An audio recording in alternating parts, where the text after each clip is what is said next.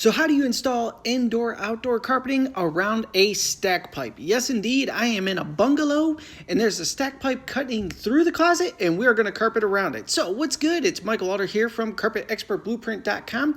We have the carpet running up the stack pipe. I just took a super sharp blade and made the ugliest cut all the way down. Doesn't matter because the blade is sharp and it'll go right back together. If it's not sharp, you'll have shredded spaghetti all over the place and it'll be a hot mess trying to make it look invisible when you seam it back together.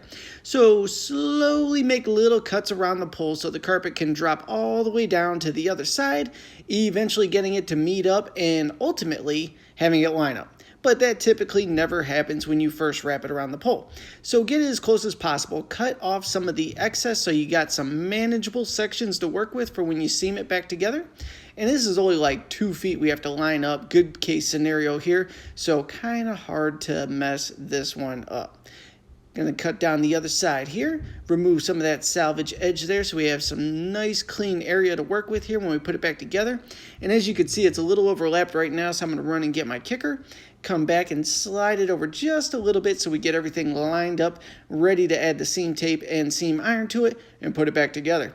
So just take the kicker, just add a little bit of pressure to it to slide it over. You really don't want to kick because you could send that little section flying and potentially damage it, and we don't want that. So I just slid it over by applying a little pressure to the kicker there. We're lined up and good to go. Now I got to go find some seam tape and a seam iron. So I should have had all this ready to go, but hey, I am a flooring installer and we have a very limited memory bank. So I got some seam tape here.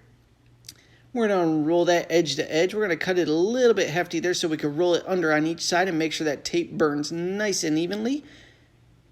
Peel back one side, take the seam tape, fold under a couple inches there and butt that right up to the edge of the pipe there. And then I went a little crazy with the amount I lined up there, so we're going to tear off a little extra. Fold it under, set it on the tack strip. That should give us a nice even burn setup like that. We're all lined up, good to go. Make sure it's in the middle.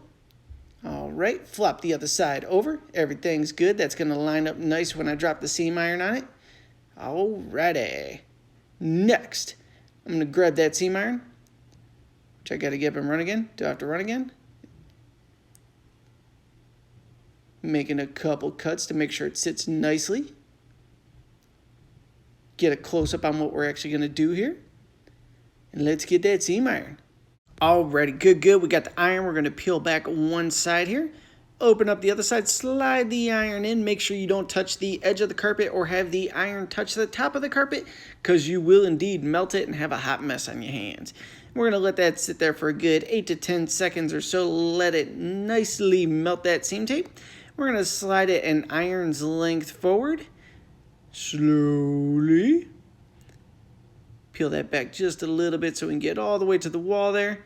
Alrighty, now we're going to go ahead and drop down one side of this indoor-outdoor carpet. And I got this little swoop technique that I like to do. We're going to drop that down. It's going to get just the slightest bit of glue on the edge there. It's like an in-house seam sealer. So you don't have to add any seam sealer, but you don't have to worry about any frays or anything like that with your indoor-outdoor carpets. Now we're going to go ahead and slide that iron out. Boom, boom. Look at all that fun glue coming with it. Don't worry about that. It dries instantly when it's real stringy like that, so it won't damage the carpet or anything. You'll just get all over your hands and feel like you got spider web. We're going to go ahead and swoop that down in there, and we're good to go. It was as simple as that. That's how you carpet around a stack pipe. You'll probably never run into this scenario, but I'm here for you if you do. So, as always, go ahead and comment below with any questions about the carpet and flooring industry. I'll create a follow-up video answering your questions. Thank you so much for tuning in. I'll see you on the next.